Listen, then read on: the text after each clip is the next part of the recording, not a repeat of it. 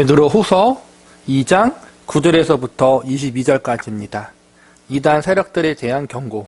베드로후서는 교회의 내부의 위협, 특별히 이단들의 위협에서 교회와 성도를 지키기 위해서 기록된 성경이라는 사실을 계속적으로 말씀드리고 있습니다. 그 중에서 우리가 배우고 있는 베드로후서 2장은 거짓 선지자들과 선생들, 다시 말하면 이단들의 특징과 그들이 어떠한 모습을 가지고 교회와 성도들을 유혹하고 있는지에 대해서 기록하고 있습니다. 오늘 우리가 배울 말씀은 지난 시간과 동일하게 거짓 이단들의 특징에 대해서 설명하고 있습니다.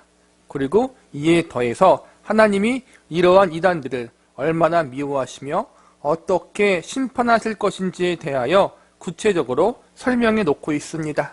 우리는 오늘 본문 말씀을 통해서 이단 세력들의 특징과 이들을 하나님이 어떻게 생각하고 있고 결국 어떻게 처리하시는지에 대해서 살펴보도록 하겠습니다. 우선 첫 번째로 이단의 특징에 대해서 살펴보도록 하겠습니다. 본문 13절과 14절을 보시기 바랍니다. 불의의 값으로 불의를 당하며 낮에 즐기고 노는 것을 기쁘게 여기는 자들이니 점과 흠이라. 너희와 함께 연애할 때 그들의 속임수로 즐기고 놀며 음심이 가득한 눈을 가지고 범죄하기를 그치지 아니하고 굳세지 못한 영혼들을 유혹하며 탐욕에 연단된 마음을 가진 자들이니 저주의 자식이라. 여기서 주목해서 볼 단어는 속임수와 음심, 그리고 탐욕입니다. 지난 시간 베드로후서 전반부에서 배운 말씀이 동일하게 반복됩니다. 이단의 지도자들을 보면 그들은 거짓된 교훈을 전하며 성적으로 타락하고 물질에 대한 욕심이 많습니다. 예수 그리스도에 대한 복음의 진리를 왜곡하여 자신들 공동체 안에만 구원이 있고 자신들이 가르치는 교리 외에 모두 다 틀리다고 가르칩니다. 그리고 자신을 따르는 성도들과 성적, 윤리적, 도덕적으로 합당하지 않은 행동들을 너무나도 쉽게 자행합니다. 그리고 그들의 재산과 노동력을 착취합니다. 그래서 이단에 빠지면 가정이 깨지고 직장을 그만두고 제대로 된 일상의 삶을 살 수 없는 경우들이 비일비재합니다. 나만 피해 입는 것으로 끝나지 않고 주변 사람들과 살아가는 이들을 고통스럽게 만듭니다. 비윤리적이고 비도덕적인 삶이 이단을 따르는 세력들 안에 얼마나 많이 있는지 모릅니다. 본문 10절을 보시기 바랍니다.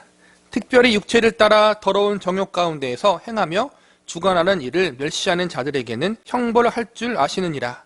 이들은 당돌하고 자긍하며 떨지 않고 영광 있는 자들을 비방하거니와. 여기서 주목해서 볼 말은 주관하는 일을 멸시한다는 말입니다. 이 말은 기존 하나님이 세우신 권위와 질서를 무시한다는 것입니다. 지역교회에 세운 목회자를 무시하고 가정의 지도자로 세운 가장을 무시합니다. 그리고 자신들을 따르는 사람들에게도 동일하게 그렇게 가르칩니다. 그래서 이단에 빠지면 교회 목회자 말도 안 듣고 가정의 남편의 말, 부모님의 말도 안 듣게 되는 것입니다. 이단들이 기존 교회의 성도들을 유혹하는데 가장 잘 쓰는 방법이 가만히 지역교회 안에 들어와 성도로 등록한 후 일정 시간 동안 교회에 열심히 헌신하며 교회 사람들에게 인정을 받는 작전을 씁니다.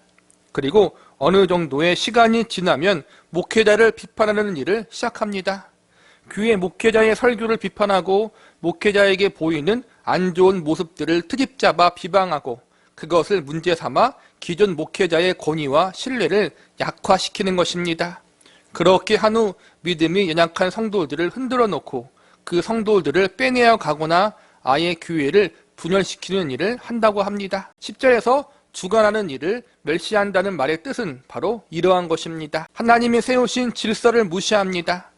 교회의 지도자들을 비판하고 비방함으로 지도자들의 권위와 신뢰에 금이 가도록 만든 후 교회를 해체시키거나 교회를 혼란스럽게 만드는 일을 이단들이 한다는 것입니다. 거짓 교훈을 가르치고 도덕적, 윤리적으로 부패하며 성도들을 착취하며 기존 교회 지도자들의 권위를 무너뜨리는 일을 하는 것, 이것이 바로 사도 베드로가 경고하고 있는 이단들의 특징이라는 것입니다. 지금으로부터 2000년 전에 기록된 이 베드로 후서의 경고가 오늘날 우리가 보아도 얼마나 정확한지 깜짝 놀랄 정도입니다.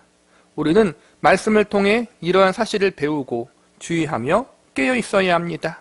그리고 우리는 하나님이 세우신 질서를 존중하고 지키기 위해서 힘쓰는 사람들이 되어야 합니다. 두 번째로 이단에 대한 하나님의 판단에 대해서 살펴보도록 하겠습니다. 14절에 보면 하나님이 이단의 세력을 가리켜 저주의 자식이라고 말씀하고 있습니다. 이어지는 15절과 16절을 보시기 바랍니다.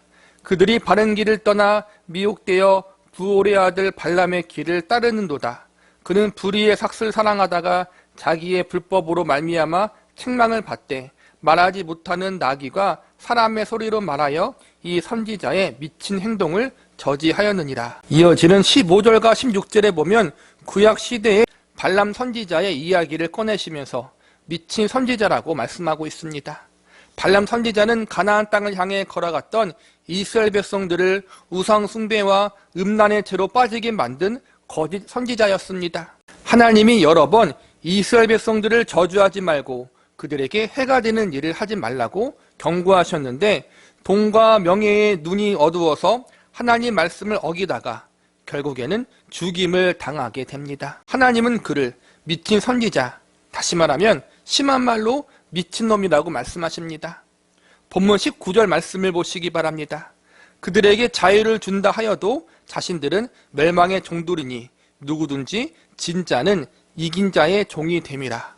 여기서 보니까 이단 세력에 대하여 멸망의 종들이라고 말씀하십니다. 정리하자면 이단 세력들을 가리켜 하나님은 저주의 자식, 미친 선지자, 멸망의 종들 이렇게 판단하시며 그들을 향한 하나님의 분노와 미워하심을 드러내고 있습니다. 하나님은 자비와 긍휼과 사랑의 하나님이십니다. 그러나 하나님 교회와 성도를 미혹하여 정상적인 믿음에서 떠나게 만드는 이단 세력들에 대해서는 매우 엄격하게 대하시는 것을 볼 수 있습니다. 다시 말하면 그들을 향하여 하나님은 결코 자비를 내리지 않으신다는 것입니다.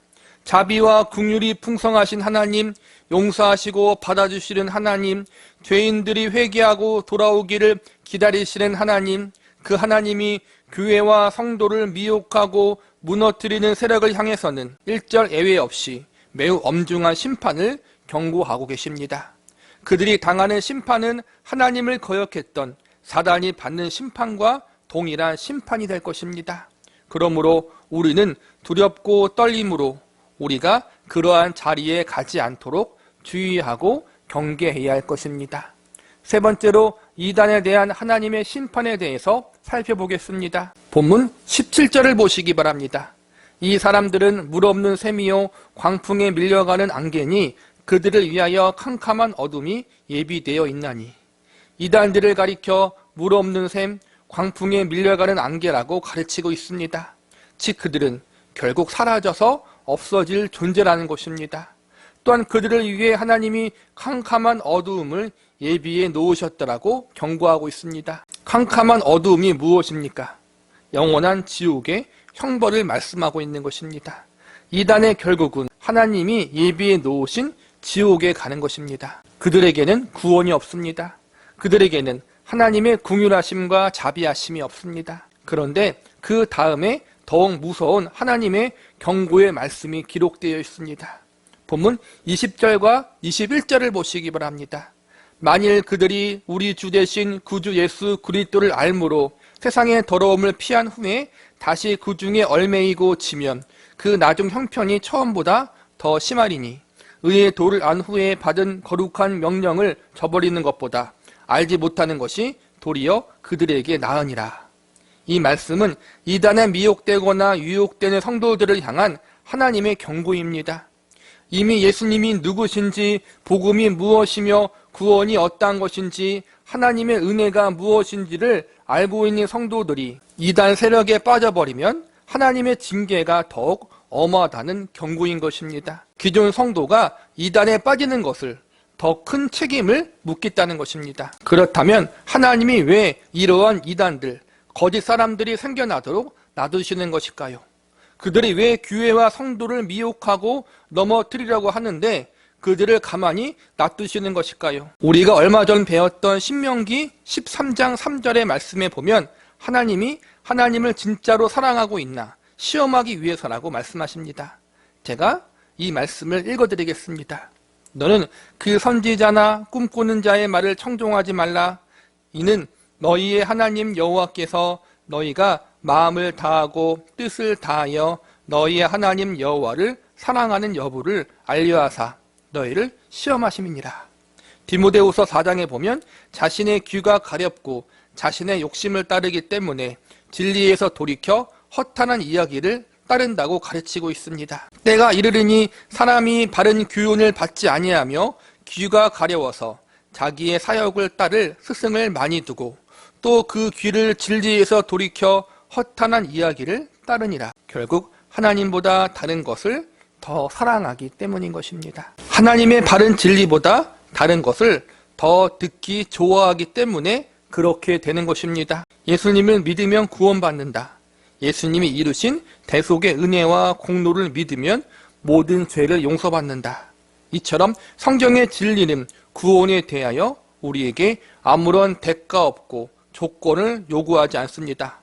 그냥 하나님이 나를 위해 이 모든 것을 예비해 주셨고 예수님이 나를 위해 이 모든 것을 대신 행해 주셨다는 사실을 믿음으로 받아들이고 인정하면 됩니다. 그리고 감사함으로 신앙생활을 하면 됩니다.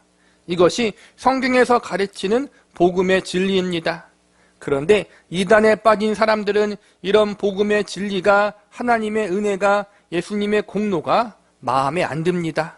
그래서 자신들이 원하고 자신들의 귀를 만족시키는 다른 가르침을 쫓아가는 것입니다. 복음에 뭔가 더 추가하거나 빼려고 합니다. 그래서 로마서 1장 28절에 보면 이러한 자들에게 이렇게 경고하고 있습니다. 그들이 마음에 하나님 두기를 싫어하며 하나님께서 그들을 그 상실한 마음대로 내버려 두사 합당하지 못한 일을 하게 하셨으니. 결국 성경은 이 모든 것은 그들이 하나님을 마음에 두기 싫어해서 벌어진 것이라고 결론을 내리고 있습니다. 그리고 하나님이 그냥 그 상실한 마음 그대로 내버려 두신다고 하십니다. 이것이 얼마나 무서운 경고인지 모릅니다. 하나님은 하나님의 백성들이 범죄하지 않도록 그들이 잘못된 길로 가지 않도록 도우시고 붙잡아 주시는 하나님이십니다. 잘못된 길을 가려고 하면 막으시고 그것도 안 되면 사랑의 매를 때려서라도 돌이키게 하시는 분이십니다. 그런데 그런 하나님이 그냥 범죄한 대로 하나님을 떠나는 그 길을 가는 대로 놔두신다고 성경은 경고하고 있습니다. 이것은 이 땅에서 하나님이 내리시는 가장 큰 형벌입니다.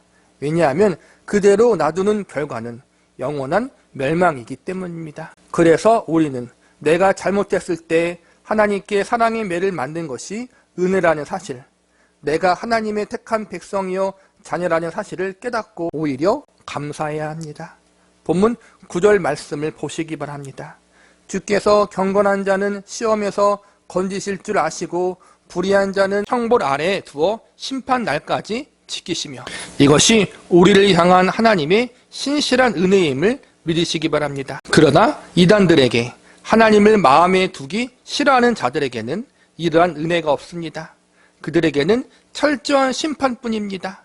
그러니 우리가 그 세력에 속하지 않도록 그들에게 미혹되지 않도록 조심하고 또 조심해야 합니다. 이단이라고 해서 처음부터 거짓된 교훈을 가르치고 도덕적 윤리적으로 타락한 모습을 보이지 않습니다.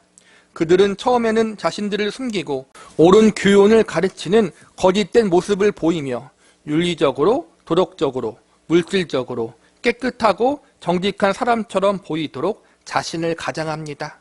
왜 많은 사람들이, 왜 많은 성도들이 이단에 빠지겠습니까? 처음에는 그렇게 이단처럼 보이지 않고 진짜처럼 보이고 괜찮고 능력 있게 보였기 때문입니다. 기도할 때도 힘이 있어 보이고 말씀을 전할 때 능력이 있어 보이니까 이단에 빠지는 것입니다. 그들의 가르침과 교훈도 성경을 근거로 하고 있기 때문에 옳다고 여겨지는 부분들이 상당히 있습니다. 아예 모든 것이 이상하다면 미혹될 리가 없습니다. 그래서 계속해서 강조하는 것이 무엇입니까? 우리는 성경 말씀을 바르게 알아야 하고 균형 있게 배워야 하는 것입니다. 성경 말씀을 공부하고 연구하십시오. 기도하며 성령의 지혜를 구하십시오. 그리고 이와 더불어 역사적으로 검증된 신앙의 선배들이 성경을 해석하고 연구한 건전한 책의 도움도 함께 받으십시오. 가만히 앉아있거나 심지어 교회 열심히 잘 나온다고 해서 저절로 믿음의 분별력이 생기는 것은 아닙니다. 하나님 말씀을 올바르게 알기에 힘쓰고 애쓰는 우리 성김의 교회 성도들이 되기를 바랍니다. 오늘 말씀을 정리하겠습니다. 본문 11절과 12절을 보시기 바랍니다. 더 큰 힘과 능력을 가진 천사들도 주 앞에서 그들을 거슬러 비방하는 고발을 하지 아니하느니라. 그러나 이 사람들은 본래 잡혀 죽기 위하여 난 이성 없는 짐승 같아서 그 알지 못하는 것을 비방하고 그들의 멸망 가운데에서 멸망을 당하며, 이 말씀은 천사들도 함부로 하나님의 진리에 대해서, 하나님의 심판에 대해서 왜곡해서 함부로 말할 수가 없다는 것입니다. 왜냐하면 천사도 하나님의 피조물에 불과하기 때문입니다. 그런데 이단들은 스스로 하나님이라고 여기며 스스로가 진리라고 여깁니다. 그들의 가르침 외에는 구원이 없다고 가르칩니다. 너무나도 당당히 스스로를 하나님의 자리에 올려놓습니다. 그들에게는 자신이 하나님의 피조물에 불과하다는 겸손한 인식이 없습니다. 그래서 결국 잡혀 죽을 짐승처럼 멸망의 길을 가버린다는 것입니다. 우리 공동체, 우리 지도자의 가르침 외에는 구원이 없다고 가르치는 곳은 다 이단입니다. 그리고 스스로를 하나님처럼 여기는 자들 역시 이단입니다. 이들은 반드시 멸망당하게 될 것입니다. 이단에 대한 하나님의 심판과 징계가 우리가 사는 이 땅에서 완전히 공평하게 이루어지지 않을 수도 있습니다. 한 사회에 큰 무리를 일으켰던 여러 이단들의 문제를 보면 저는 이러한 사실을 느낍니다. 이러한 이단들 때문에 얼마나 많은 사람들이 고통을 받았는데 정작 그에 합당한 처벌을 이 땅에서 온전히 받지 않는 모습을 목격합니다. 이단의 지도자가 처벌을 받아도 그 밑에 사람이 또 다른 이단을 만들어내고 그 속에 속한 사람들이 여전히 그곳에서 빠져나오지 못한 모습을 목격합니다. 인간의 능력은 여기까지입니다.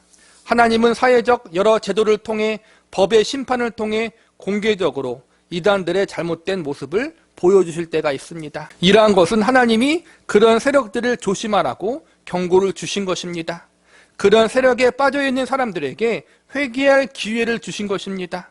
그럼에도 불구하고 회개하지 않고 돌이키지 않고 아직 그곳에 남아있고 그러한 가르침을 따르는 사람들은 하나님의 경고대로 결국엔 어두움의 구덩이에 들어갈 심판만 남았습니다.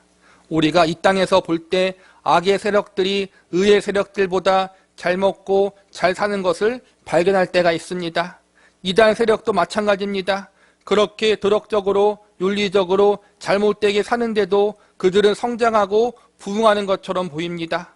간혹 그들의 잘못이 세상에 밝혀져 세간의 관심을 받지만 그들에 대한 세상의 처벌은 지극히 미비합니다. 그래서 우리는 낙심하고 절망할 때가 있습니다. 왜 하나님 그들을 이대로 놔두십니까? 악인은 형통하고 왜 의인들은 고통을 당합니까? 왜 거룩하고 순결하게 살려는 하나님의 백성들이 고통을 당합니까? 왜 악하고 비열한 이단들은 득세하고 하나님의 참된 교회들은 침체해 있습니까? 우리는 억울합니다. 우리는 화가 납니다. 구약 시대에도 동일한 일이 있었습니다. 하나님의 백성들은 고난당하는데 왜 우상 섬기는 이방 민족들은 형통합니까? 하박국 선지자도 스가랴 선지자도 억울해서 하나님께 묻습니다. 그럴 때 하나님이 무엇이라고 말씀하십니까? 하나님은 그때마다 잠잠하라고 말씀하십니다. 그리고 내가 살아있다. 내가 여기 있다. 내가 행할 것이다. 이렇게 말씀하십니다. 하박국서와 스가랴서에 보면 이에 대해서 다음과 같이 설언하고 있습니다. 오직 여호와는 그 성전에 계시니 온 땅은 그 앞에 잠잠할지니라 하시니라. 모든 육체가 여호와 앞에서 잠잠할 것은 여호와께서 그의 거룩한 처소에서 일어나심이니라 하라 하더라. 결국 하나님이 하나님의 때 가장 완벽하게 불의와 악한 세력들을 심판하시겠다는 것입니다. 물론 우리가 살아생전 그 일을 모두 목격하지 못할 수도 있습니다. 생각보다 아주 오랫동안 이단 세력들이 판을 칠 수 있습니다. 심지어는 이 땅에서 이단 세력들이 그들이 행한 죄악에 대한 모든 대가를 다 받지 못할 수도 있습니다. 그러나 우리는 알고 있습니다. 이 땅이 전부가 아니라는 사실을 말입니다. 이 땅에서의 삶이 끝나고 우리는 하나님 앞에 가야 합니다. 그리고 그곳에서 하나님의 완전하신 심판을 받아야 합니다. 그러니 우리는 소망을 가질 수 있습니다. 하나님이 하나님의 방법으로 하나님의 때에 모든 악의 세력, 이단의 세력들을 심판하실 것입니다. 그리고 마지막 최후의 날에 하나님의 심판대 앞에서 그들이 저지른 모든 악행을 심판받게 될 것입니다. 그리고 하나님의 백성들은 그곳에서 심판이 아닌 상급을 받으며 우리의 주님이신 예수님과 영생 복락을 누리며 살게 될 것입니다. 이단 세력들은 심판의 하나님을 만나지만 우리는 심판의 하나님이 아닌 아버지 하나님을 만나게 될 것입니다. 그러니 소망을 가지시기 바랍니다. 하나님은 다 알고 계십니다. 하나님이 궁극적으로 다 심판하실 것입니다. 이 하나님의 심판이 있다는 사실, 이 하나님의 상급이 있다는 사실을 기억하며 이 억울하고 불공정한 세상에서 끝까지 믿음을 가지고 살아갈 수 있는 저와 여러분이 되시기를 바랍니다.